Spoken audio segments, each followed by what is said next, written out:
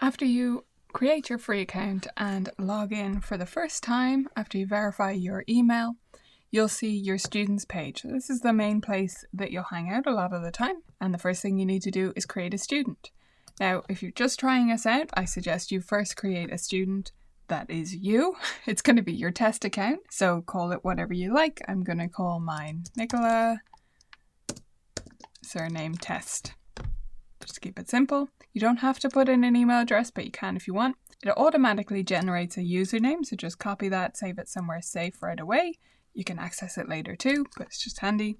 And then for your password, it needs to be something that you can easily remember if you're not going to save it somewhere, but it has to have a lowercase letter, an uppercase letter, and a symbol and a number. For the purposes of this, I'm going to go with price after Florence Price, 87, and then an exclamation point.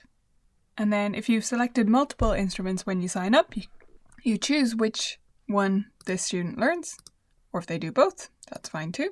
And if you want to put any notes about them, you can. Mostly you'd use that field later. And of course, if you have a profile picture, you can upload it. I usually let the students do that themselves if they want to within the app, so I let parents control that basically. Create a student account, and there it is.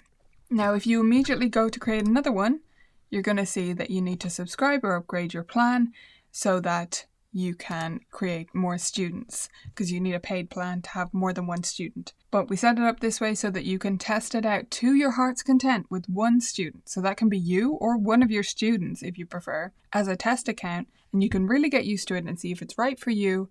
And then when you're ready to use it with more students, you upgrade your account. So that's how you add a student.